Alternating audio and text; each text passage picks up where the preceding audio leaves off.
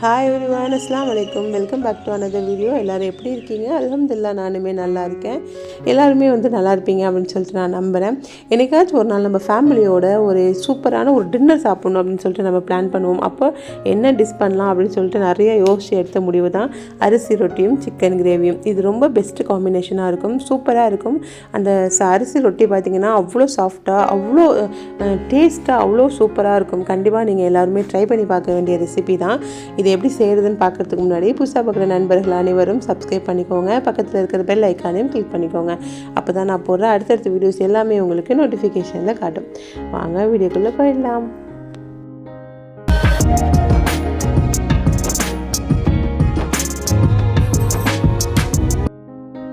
அரிசி மாவு ரொட்டி நம்ம செய்கிறதுக்கு ஒரு சின்னதாக ஒரு மசாலா ஒன்று ரெடி பண்ணிக்கலாம். அதில் மிக்ஸி ஜாரில் 1 டேபிள் ஸ்பூன் ஜீரகம், 1 டேபிள் ஸ்பூன் சோம்பு, ஒரு 3 பச்சை மிளகா, ஒரு துண்டு இஞ்சி எல்லாத்தையும் நம்ம கொரப்பாக அரைச்சி எடுத்துக்கலாம். இது தண்ணி ஊற்றி பேஸ்ட்டாக தான் அரைக்கணும்னு அவசியம் இல்லை, தண்ணி ஊற்றாமல் அரைச்சிக்கோங்க. இப்போ ஒரு மிக்சிங் பவுலில் நான் 2.5 கப் அளவுக்கு மாவு எடுத்திருக்கேன். இது நார்மலாக வீட்டில் இருக்கிற இடியாப்ப மாவு தான். எந்த கப்பில் எடுக்கிறீங்களோ அந்த கப்பில் தண்ணி அளக்கணும். ஒரு கடாயை நல்லா ஹீட் பண்ணிவிட்டு நம்ம ஏற்கனவே அரைச்ச மசாலாவை அதில் ஆட் பண்ணிக்கலாம். இப்போ 1 கப் அரிசி மாவுக்கு 1.5 கப் தண்ணி பண்ணி நான் சேர்த்துக்கிறேன். உங்களோட அரிசி மாவு நிறைய தண்ணி இழுக்கும் அப்படின்னாக்கா ஒரு அரை கப் சேர்த்துக்கோங்க. தண்ணி கூட 1 டேபிள் ஸ்பூன் எண்ணெய் சேர்த்துக்கோங்க. 1 டேபிள் ஸ்பூன் உப்பு ஆட் பண்ணிவிட்டு தண்ணி நல்லா கொதிக்கணும். நல்லா கொதிச்சதுக்கு அப்புறமா தான் மாவு நம்ம சேர்க்கணும். இப்போ தண்ணி நல்லா கொதிக்க ஆரம்பிச்சிருச்சு. மாவு இப்போ நம்ம உள்ளே சேர்த்துக்கலாம். மாவு கிளறும் போது நல்லா வெந்து சப்பாத்தி மாவு மாதிரி வரணும். இன்கேஸ் உங்களுக்கு தண்ணி பத்தலை அப்படின்னாக்கா மாவு ஒன்று சேர்ந்து வராது. அந்த நேரத்தில் நார்மல் வாட்டர் ஆட் பண்ணாமல் நல்லா சூடு பண்ண சுடுதண்ணி ஆட் பண்ணிக்கோங்க. அப்போ மாவு ஒன்று சேர்ந்து வெந்து வந்துடும். இப்போ இந்த அளவுக்கு மாவை நல்லா டைட்டாக கிண்டி எடுத்துக்கோங்க. இதை மூடி போட்டு ஒரு அரை மணி நேரத்துக்கு நல்லாவே ஆற வச்சிடலாம்.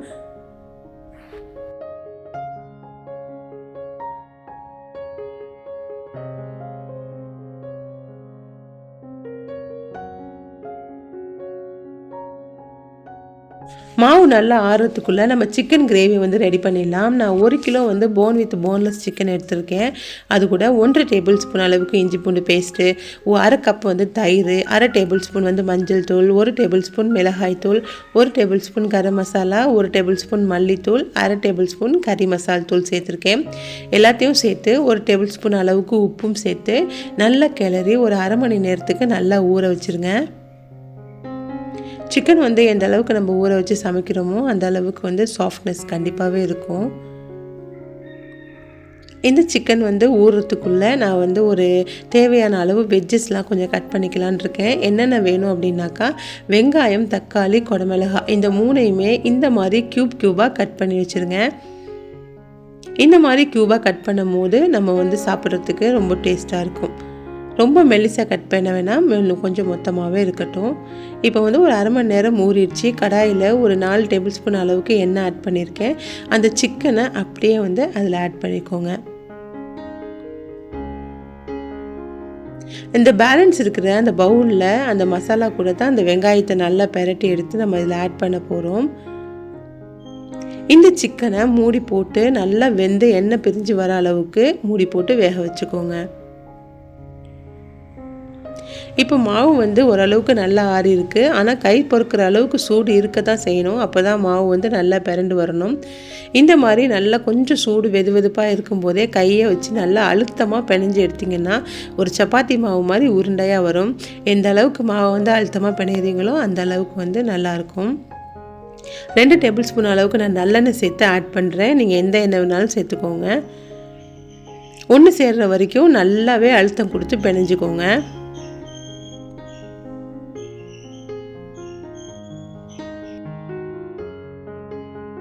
மாவு இந்த அளவுக்கு அழுத்தமாக தான் இருக்கும். நீங்கள் கொஞ்சம் தண்ணியெல்லாம் ஊற்றாமல் அந்த மாவு வெந்த மாவுலேயே நீங்கள் அழுத்தம் கொடுத்து பிணையும் போது அந்த ரொட்டி நல்லா சாஃப்டாக இருக்கும். இப்போ ஒரு மீடியம் சைஸ் பால் அளவுக்கு இதை நம்ம உருண்டை பண்ணிக்கலாம்.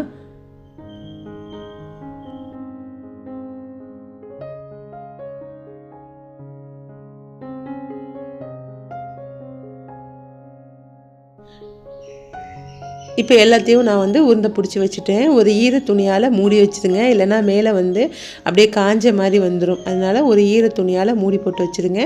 நம்ம எப்போ எடுக்கிறோமோ அப்போ எடுத்து யூஸ் பண்ணிக்கலாம்.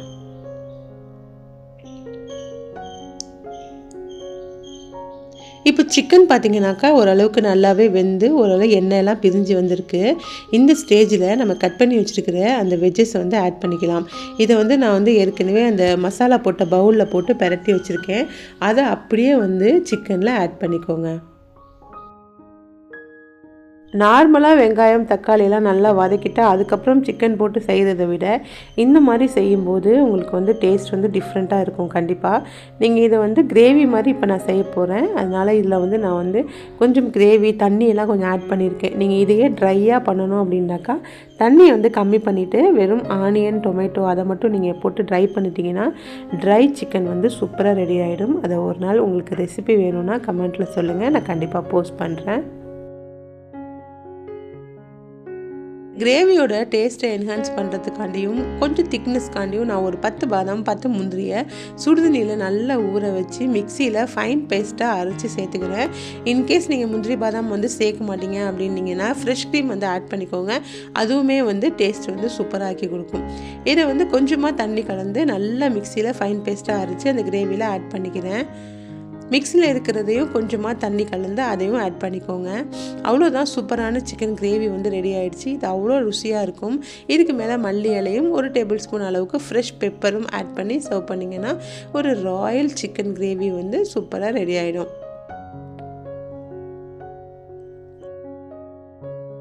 மாவு வந்து பார்த்திங்கன்னா ஒரு 1/2 hour வந்து நல்லாவே ஊறிடுச்சு. இப்போ இதை வந்து நம்ம சப்பாத்தி மாதிரி திரட்ட போகிறோம். ஒரு பால் எடுத்து நம்ம வந்து ரோலரால் வச்சு லேசாக வளருங்க. லேசாக வளர்க்கும் போது கீழே ஒட்டாமல் அப்படியே ஸ்ட்ரெயிட்டாக மேலே வந்துடும். அதுக்கப்புறமா வந்து ஒரு மூடியை வச்சு நான் கட் பண்ணி எடுத்துக்கிறேன். ஏன்னா வந்து கொஞ்சம் அழகாக இருக்கிறதுக்காண்டியும் கொஞ்சம் ஒரே ஷேப்பில் இருக்கணும் அப்படிங்கிறதுக்காண்டியும் தான். நீங்கள் இல்லைன்னா கட்டர் இல்லாமல் அதே மாதிரி நீங்கள் எந்த ஷேப்பில் வளர்க்குறீங்களோ அந்த ஷேப்லேயே வாட்டியும் எடுத்துக்கலாம்.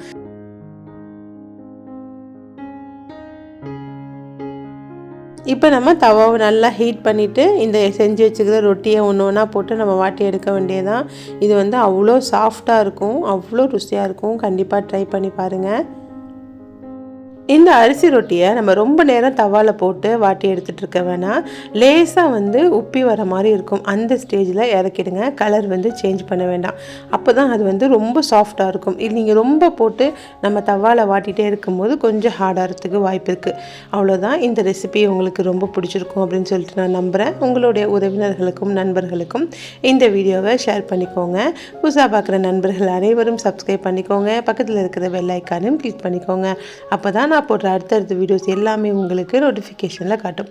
என்னோடய இன்ஸ்டாகிராம் லிங்க் வந்து நான் டிஸ்கிரிப்ஷனில் கொடுத்துருக்கேன். கண்டிப்பாக அதையும் ஃபாலோ பண்ணிக்கோங்க. நிறைய நண்பர்கள் சப்ஸ்கிரைப் செய்யாமல் பார்த்துட்ருக்கீங்க. கண்டிப்பாக சப்ஸ்கிரைப் பண்ணிக்கோங்க. நீங்கள் பண்ணுற ஒவ்வொரு சப்ஸ்கிரைபும் எனக்கு மோட்டிவேஷனை அதிகப்படுத்திகிட்டே இருக்கும். நிறைய வீடியோஸ் உங்களுக்காக நான் ரெடி பண்ணி கண்டிப்பாக போஸ்ட் பண்ணுறேன். இந்த வீடியோ உங்களுக்கு பிடிச்சிருக்கும் அப்படின்னு சொல்லிட்டு நான் நம்புகிறேன். கண்டிப்பாக இன்னொரு வீடியோவில் சூப்பரான ரெசிபியோடு உங்களை நான் சந்திக்கலாம். இன்னொரு வீடியோவில். Take care. Bye.